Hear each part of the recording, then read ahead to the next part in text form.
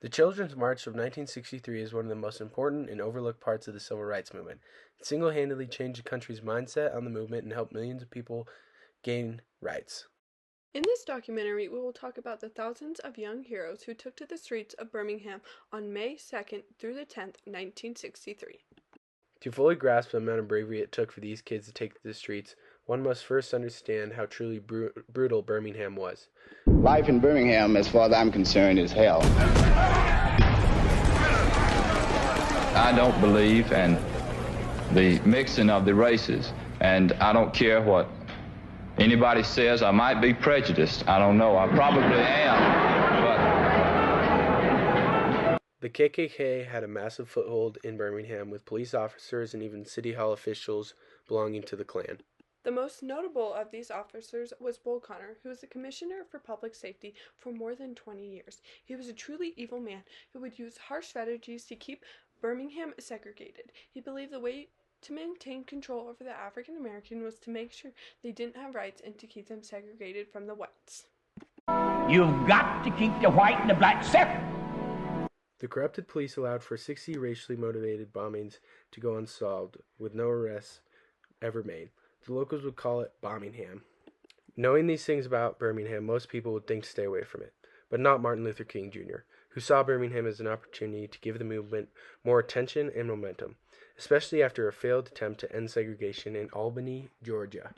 Martin Luther got arrested in Birmingham thinking that thousands of adult protesters would follow his lead and get arrested. This did not happen. However, the adults in Birmingham may not have had many rights, but they sure had a lot of responsibilities. They had families they needed to feed, and the jobs they worked to feed those families were all controlled by the whites. If they went and protested, they would have been fired from their jobs, leaving their families in worse shape than before. This is where James Bevel came up with the idea to use youth. Martin Luther was heavily opposed to using kids, but James Bevel went on with his plan anyways. They did not have any rights or responsibilities, so there was nothing for them to lose. The children wanted rights as much as their parents. They knew that they were the ones who had the ability to change their future. They did not just want to sit around and wait for change. Luckily, the civil rights movement knew the perfect candidate to get the kids on board with the protests. Shelley, the playboy Stewart, a DJ in Birmingham. Stewart used the platform he had on the radio and his relationship with the children. After bringing thousands of kids to the movement, he used coded words to communicate with these kids. He didn't want to risk if a white person was on the radio, so instead of saying it's time to go to church and meet up, he would say you ought to bring your toothbrush. These things were not normal, and people called him crazy, but he was okay with it, knowing the true meaning of these words.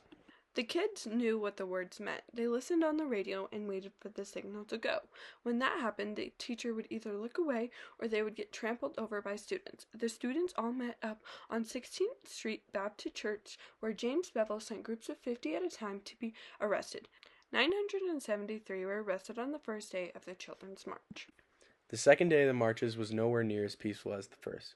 This time the police had brought the firefighters, and they were armed with hoses. The firefighters would spray the crowd with water, knocking them down and dispersing them. Bull Connor standing there with his hands on his hips. Shoot the water on those niggers. The water was so powerful that 4 men couldn't hold it steady. We could hear the firemen yelling, "Knock the niggers down."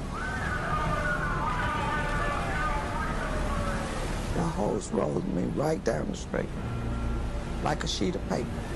The protesters had enough and started to throw bricks and stones at the officers. The officers would then bring out dogs that would attack and bite the protesters. By the end of the second day, 1,922 were arrested. The papers were praising the police for keeping the peace. However, President Kennedy was not happy to see the children involved in the movement. He called for that halt of the movement because he could not support it if kids got involved. There was nothing the president could do because the kids were fully invested in the movement.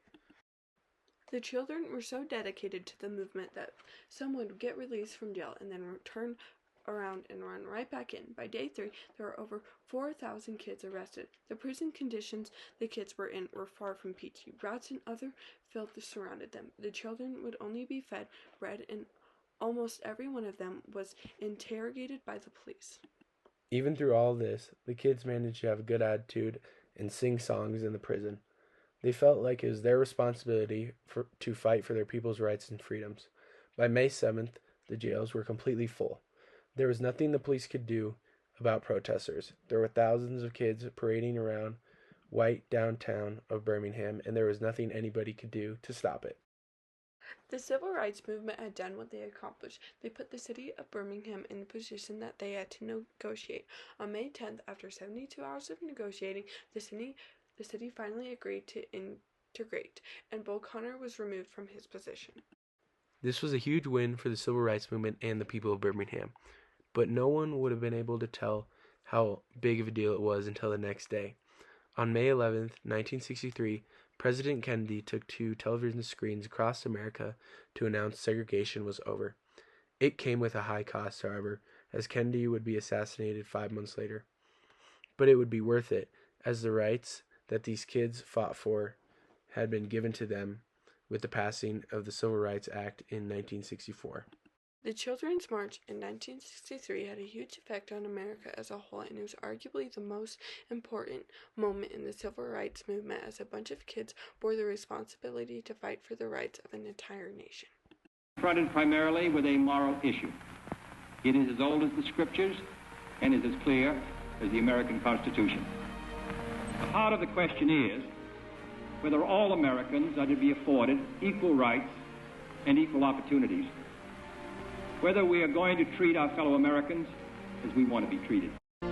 If an American, because his skin is dark, cannot enjoy the full and free life which all of us want, then who among us would be content to have the color of his skin changed and stand in his place? Well, the time has come for this nation to fulfill its promise.